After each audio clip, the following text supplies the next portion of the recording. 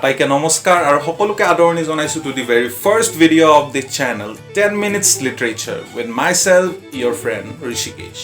So today we're gonna discuss about an important era in English literature history.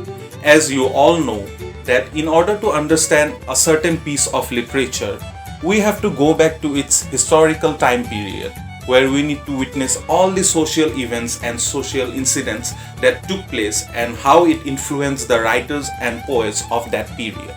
So today we're going to discuss about that period which ultimately gave rise to the English literature, and that period is known as Anglo-Saxon period or Anglo-Norman period.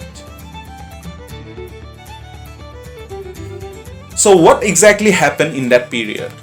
How many kings and their dynasties tried to invade and rule in England? What language was originally spoken at that period?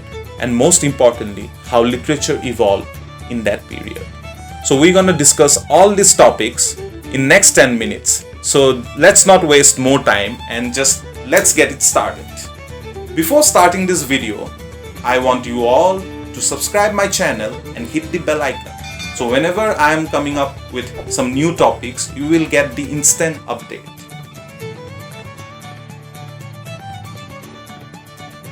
So initially, the Celts were the natives of Britain, and they were also known as the Britons. So it was believed that the name of Britain has been evolved from this tribe. So everything was pretty normal till 43 AD. But in 43 AD, an enormous number of Roman army tried to invade Britain under the leadership of Julius Caesar, and the fate of Britons as well as the whole Britain was shifted to the hands of Roman Empire for next 367 years.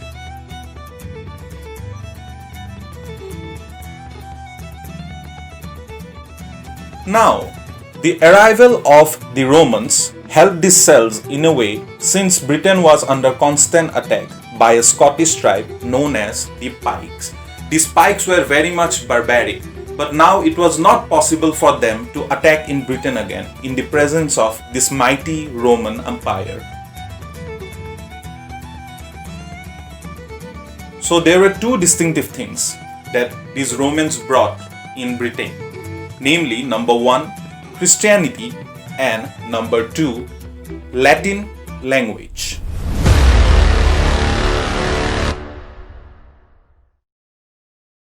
Now, since we all know that every conquest comes to an end, and now the Romans also had to move back because the Roman Emperor, King Honorius, he was very worried about the constant attacks that the Romans were facing back in Rome. So in 410 AD, the Romans, they just handed over Britain to the Celts and moved back. And for next 40 years, the Celts were again put back to the uncertainty. And from now on, a new era was just about to start.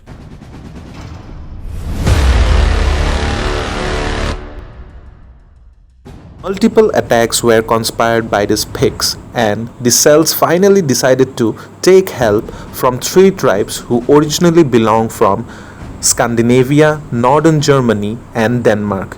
And these tribes were known as the Angles, the Saxons, and the Jutes.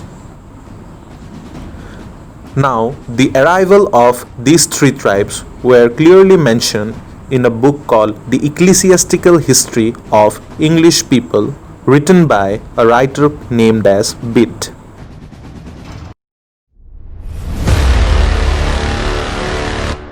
Although the Jutes didn't stay there for too long, but it were the Saxons and the Angles who showed their supremacy, and due to their dominance, even the Celts had to move out from their own land and had to shift in three countries: Welsh, Ireland, and Scotland. The Angles started to claim that this Britain is the land of Angles, and from there on, this nation was known as England, the land of Hills. And even the Saxons also divided the whole country into 7 specific states, and those states were known as continuously as like Sussex, Essex.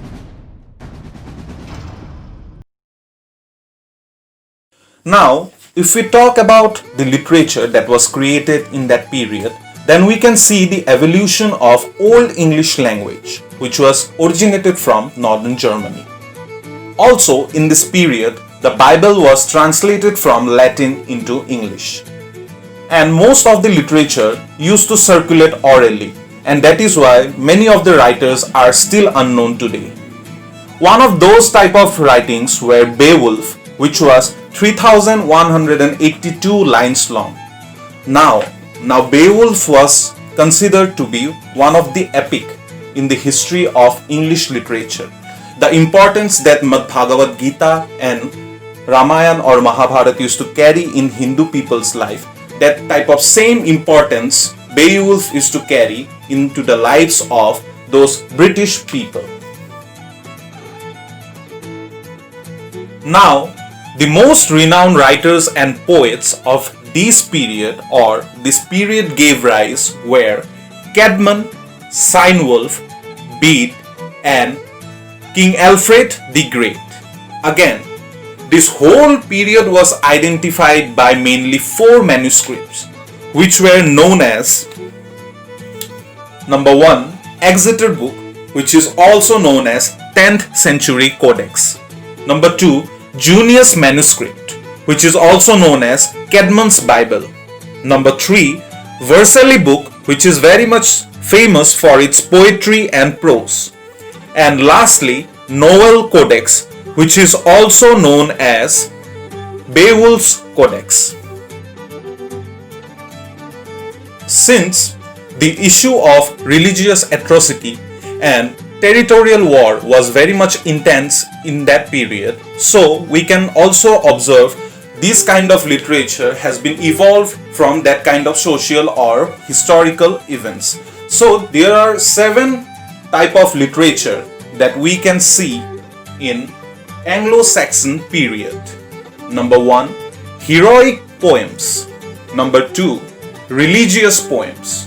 Number 3, personal poems. Number 4, love poems. Number 5, chronicles, followed by number 6, sermons, and at last number 7, riddles. Now, when I'm talking about love poems, it doesn't mean the love that we used to see nowadays, like सरसों के खेत के बीच वाला dance या फिर वादियों के बीच में घूम जाने वाला dance. That kind of love was not shown through these love poems. These love poems were the utmost dedication that each and every people of England used to show towards God or church. Now, among all these writers, King Alfred the Great should get special mention because of his vision to protect the Old English language. In order to do that, he has done the following things. Number 1, he translated most of the Latin literature. Number 2, he tried to immortalize Old English language by keeping all the manuscripts in libraries pretty much safe.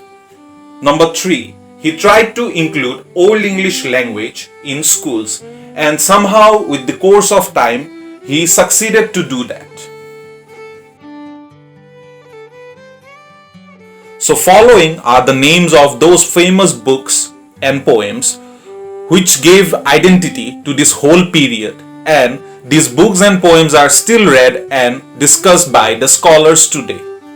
And these books are Widsith, which was one of the most famous poem of Anglo-Saxon period, Dior's Lament, Beowulf, Codex Aureus, Codex Amiatinus, The Battle of Maldon, Christ and Satan, and The Dream of the Road.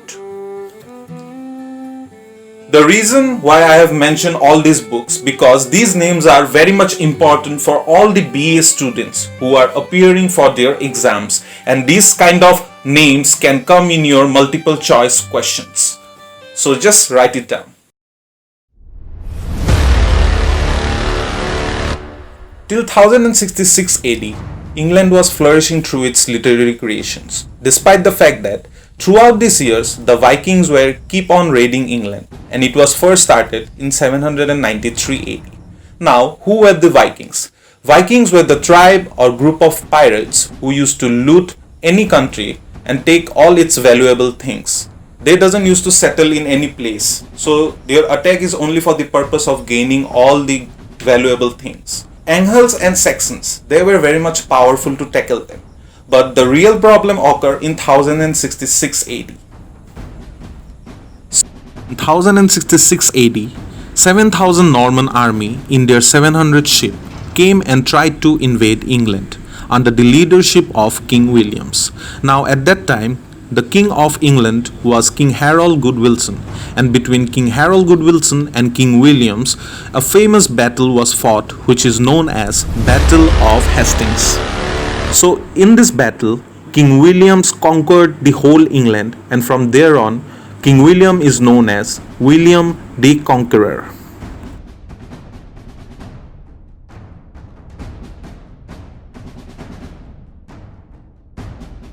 The first drastic action that William the Conqueror took was scrapping Old English language from the schools. Since the Normans belonged from a part of France, so it was very much obvious for King Williams to impose French language. So this Anglo-Norman period went on for next 150 years, and finally this era came to an end in 1210 AD. So this brings end to our first ever video on English literature.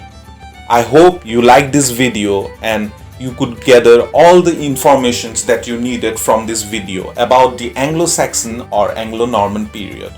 Now, my last message would be for the students. So students, whatever I have shown you in my video through words or sentences, either try to write it down or try to screenshot it. It would be very much helpful for your exams. So with the promise of coming back within few days, this is Rishikesh Dega signing off from 10 Minutes Literature. See you soon.